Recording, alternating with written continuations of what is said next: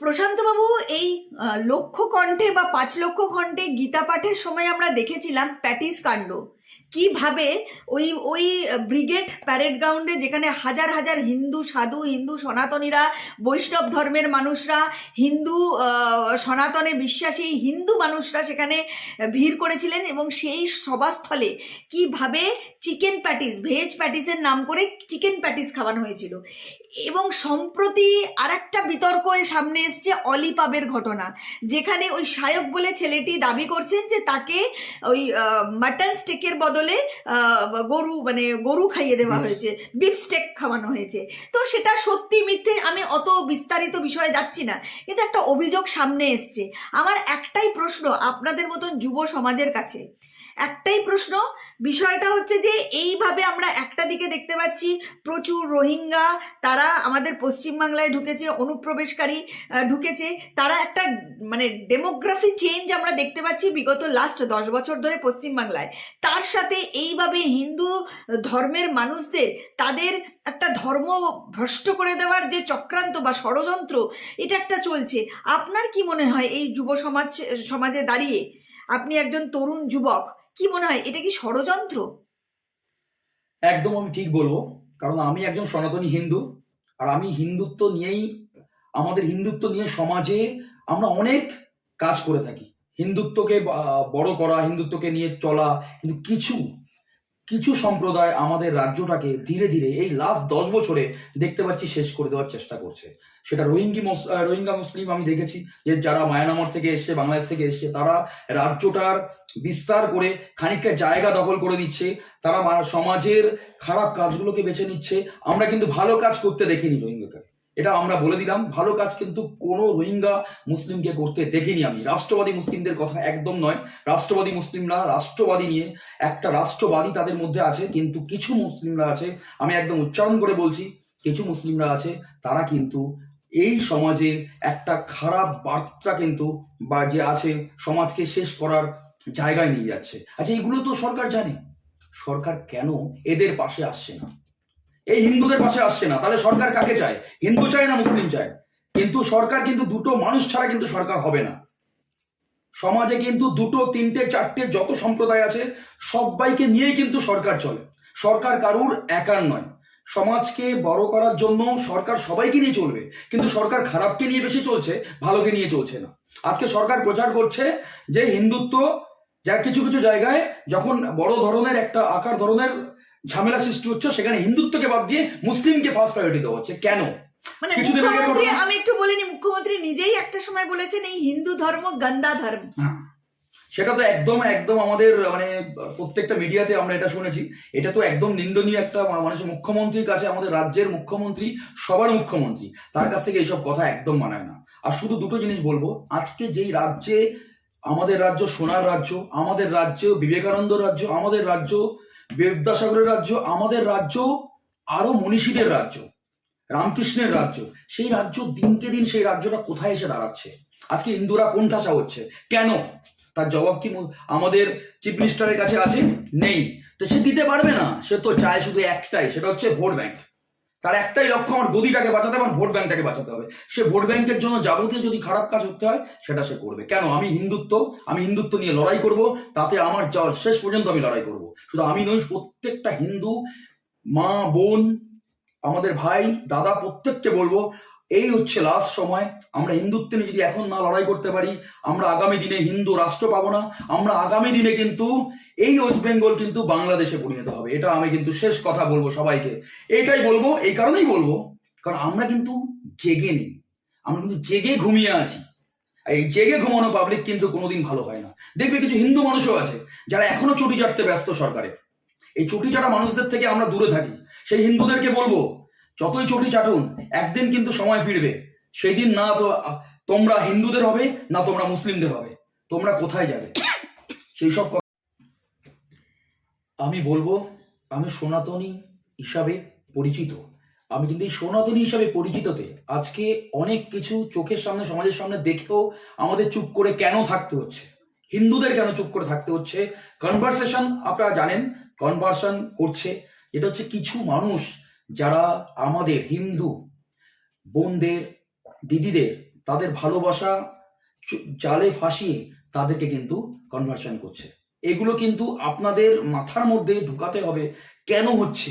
আর সমাজে কিছুদিন আগেও আমাদের সমাজকে রোহিঙ্গারা এক এক করে সমাজের ভিতরে ভিতরে ঢুকে সেই জায়গাটাকে নষ্ট করে দিচ্ছে, কনভার্সন করে নষ্ট করছে। বেলডাঙ্গার কিছুদিন আগে ঘটনা আমরা দেখলাম, কিছু ছোট বাচ্চা ছেলেদের রেল লাইনের উপর পাথর দিয়ে শেখানো হচ্ছে। কেন কেন শেখানো? জিহাদি কেন শেখানো হবে? জিহাদি ওয়েস্ট বেঙ্গল থেকে জিহাদি শিখতে দেব না। আমরা হিন্দু, আমরা হিন্দু এক একজনকে মেরে ফেলে রেখে দেবো, জিহাদি শিখতে দেব না। আমরা হিন্দু, হিন্দুদের পাশে আছি, হিন্দুদের পাশে থাকবো।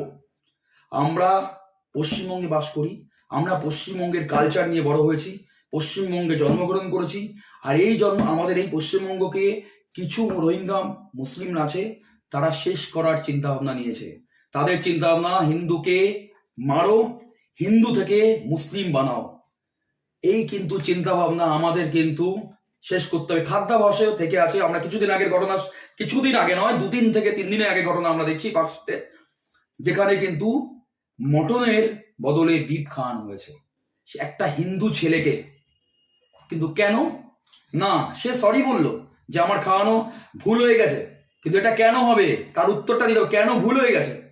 এই উত্তর কিন্তু সবার কাছে রইল, সারা পশ্চিমবঙ্গের জনগণের কাছে রইল। শুধু এটা নয়, আমরা চিকেন প্যাটিসের কথাও দেখেছি, আমরা সবকিছু দেখেছি পাকশিটের ঘটনায়।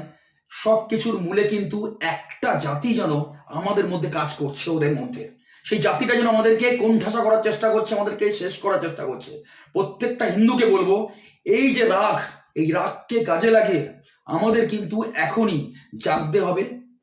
না জাগলে কিন্তু আমাদের ওয়েস্ট বেঙ্গল কিন্তু আমাদের হোমল্যান্ড, এটাকে কিন্তু রেখে আমাদের চলতে হবে। যারা আছে আমাদের তখন স্বাধীনতার সময় কিন্তু ওইভাবেই ভাগ হয়েছিল এই হোমল্যান্ডটা নিয়ে, এইভাবে যে আমরা এখানে হিন্দুরা থাকবো। কিন্তু মুসলিমরা এসছে, আমরা সহৃদয় ব্যক্তি, হিন্দুরা সহৃদয় ব্যক্তি, তাদের জায়গা দিয়েছি, তাদের থাকতে দিয়েছি, তাদের কর্মসংস্থান দিয়েছি, কিন্তু তারা কিন্তু আমাদেরই মেরেছে। দুটো উদাহরণ দেখেছেন, তারা কাঁটাতারে বেড়া দিয়ে এসছে, কি করে আসলো? জমি দিচ্ছে না কেন সরকার? তার উত্তর কি আপনাদের কাছে আছে? সরকার তাহলে চাইছে আমি জমি দেবো না, আসুক, আমি আধার কার্ড বানিয়ে দেবো, ভোটার কার্ড বানিয়ে দেবো, আমি তাদের চাল দেবো, আমি তাদের রেশন দেবো, আমি তাদের সব দেবো, এটাই সরকার চাইছে। তাই প্রত্যেকটা হিন্দু ভাইদের বলবো, জীবনে যা খুশি করুন, ভুল করবেন না। আমাদের কিন্তু হিন্দুকে এক হতে হবে। রোহিঙ্গা মুসলিম আসবে, যদি একজন লড়ে আমরা 10 জন এগিয়ে যাব। আমাদের একজন হিন্দুর গায়ে হাত দেবে, আমরা 10 জন মুসলিমদের গায়ে আমরা ঝাঁপিয়ে পড়বো। সেই যুগ নেই, এক গালে চড় মারে এক গল পেতে দেওয়ার কিন্তু যুগ চলে গেছে। আমাদের দেখেছি আমরা, আমাদের কিন্তু রাজ্যটা ধীরে ধীরে ধ্বংসের পথে যাচ্ছে। আর হিন্দু প্রত্যেকটা মা বোন দাদা ভাই প্রত্যেককে বলবো, আমাদের এটা ল্যান্ড, এটা আমাদের। যদি না মনে করতে পারেন, কিন্তু আপনার বাড়ি আর একদিন কিন্তু ফিউচারে দখল করে নেবে রোহিঙ্গা মুসলিমরা। এটা কিন্তু বলে, বাংলাদেশ থেকে কিন্তু ভুরি ভুরি আছে, এখনো কিন্তু ওরা লুকিয়ে আছে। আমি বলে দিলাম এখনো লুকিয়ে আছে, কিন্তু কার মধ্যে লুকিয়ে আছে সেগুলো সবাই আমরা জানি, ওয়েস্ট বেঙ্গলের মানুষ। কিন্তু একটা কথা বলবো, এটা আমাদের জন্মভূমি, আমাদের জন্মভূমিকে আমরা রক্ষা করব। আমাদের এক একটা হিন্দু ছেলের গায়ে যদি কোনো মুসলিম হাত দেয় অন্যায় ভাবে, আমরা কিন্তু ছেড়ে কথা বলবো না। এটা কিন্তু আমি আপনাদেরকে বলছি, শুধু আমি নই, প্রত্যেকটা হিন্দু মানুষকে বলছি, জেগে উঠুন। আর আমরা জেগে যদি থাকি, আমাদের সামনের ভবিষ্যৎ কিন্তু সত্যি উজ্জ্বল আছে। প্রশান্তবাবু, আপনি অনেকগুলো বিষয়ে আলোকপাত করলেন। যেমন আপনি বললেন যে রোহিঙ্গারা কিভাবে ঢুকছে, তারা ঢোকার পরে একটা ভৌগোলিক অবস্থান চেঞ্জ হচ্ছে, পরিবেশ চেঞ্জ হয়ে গেছে, জনবিন্যাস মানে রোহিঙ্গা মুসলিমদের জনবিন্যাস এতটাই বেড়ে গেছে, তার জন্য বিভিন্ন রকম ভৌগোলিক অবস্থান পাল্টাচ্ছে পশ্চিমবাংলায়।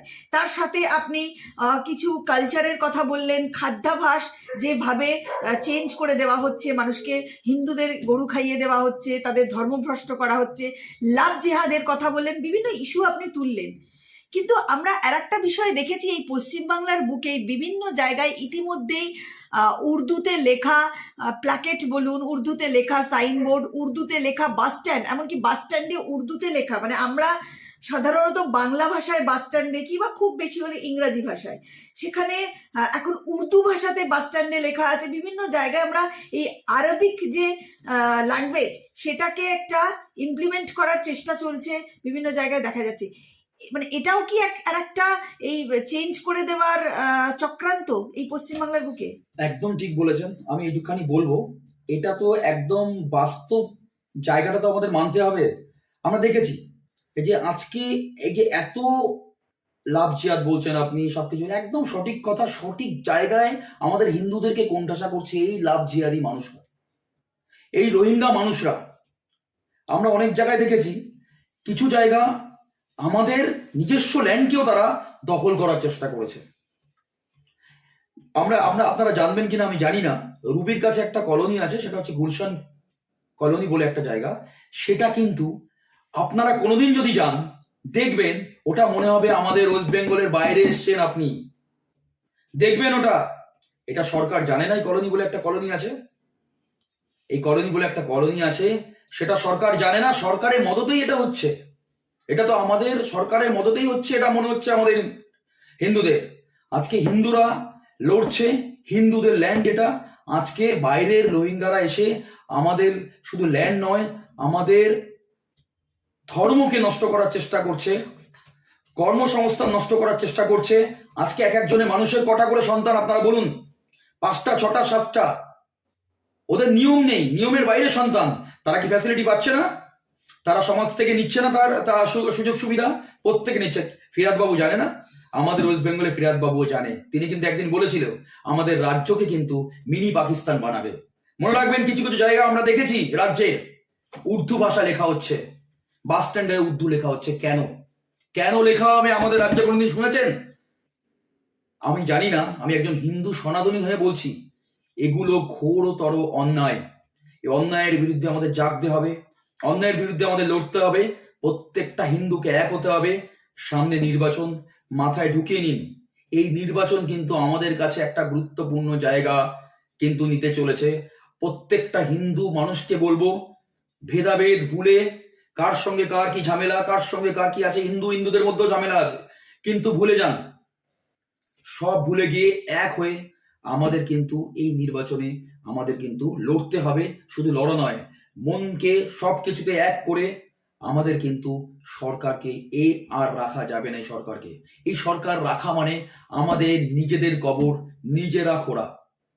মনে করবেন আমাদের কিন্তু সংখ্যালঘু করে দেওয়ার চেষ্টা চলছে। এটা কিন্তু মাথায় প্রত্যেককে ঢুকিয়ে নেবে, প্রত্যেকটা হিন্দু ঢুকিয়ে নেবে। হিন্দুরা কিন্তু আমরা আজকে কিন্তু এক হওয়ার চেষ্টা করছি। এটা আমাদের আরো 5 বছর 7 বছর আগে করা উচিত ছিল, কিন্তু আমাদের কানে ওই যে লেটে জল ঢোকে। কিন্তু আমাদের কানে যখন জল ঢুকেছে তখন কিন্তু বলবো, এবারে কিন্তু নির্বাচন একটা কঠিন নির্বাচন। প্রত্যেকটা নির্বাচন কিন্তু এবার আমরা দিয়েছি, প্রত্যেকটা নির্বাচনে আমরা প্রত্যেকটা মানুষ ভোট দিয়েছি, কিন্তু এবারে ভোটটা কিন্তু 100 গুণ গুরুত্বপূর্ণ ভোট। এই ভোটটা কিন্তু আমাদের দিতে হবে। আমাদের ল্যান্ডকে আমাদের রাখতে হবে, আমাদের হিন্দুদের রাখতে হবে, হিন্দুদের এক রাখতে হবে। যদি এবার অন্য জায়গায় পড়ে যায় তাহলে কিন্তু আমরা ফিউচারের জন্য ওয়েস্ট বেঙ্গল শেষের পথে যাবে। এবং আমাদের শুধু ওয়েস্ট বেঙ্গল নয়, আমাদের হিন্দুদের কিন্তু শেষ যাত্রা, দেখেছেন, শেষ যাত্রা যখন খই ছিটানো হয় মরে যাওয়ার পরে, তখন কিন্তু আমাদের ওই জায়গাটায় আসবে। এটা আমরা কিন্তু বলে দিলাম। উর্দু একটা পয়েন্ট বললাম, সব জায়গায় উর্দু লেখা হচ্ছে। 1-2 জায়গায় দেখতে পাবেন, কিন্তু এরপরে কিন্তু 100 জায়গায় দেখতে পাবেন যদি এই সরকার থাকে। এরপরে দেখবেন ওই যে গুলশান কলোনি, আমজাদ কলোনি, মুসলমানের আরো কিছু কলোনি আছে, সেগুলো কিন্তু তৈরি হবে। একটা কলোনি দেখছেন, কিন্তু এরকম 100টা কলোনি কিন্তু এরপরে আপনারা দেখবেন। আমরা কিন্তু থাকবো না, তখন আমাদের জায়গা কারা থাকবে? রোহিঙ্গা মুসলিমরা থাকবে।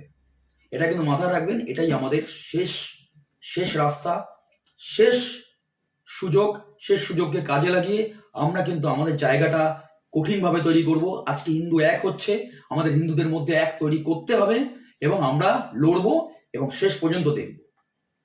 অসংখ্য ধন্যবাদ প্রশান্ত বাবু, নমস্কার।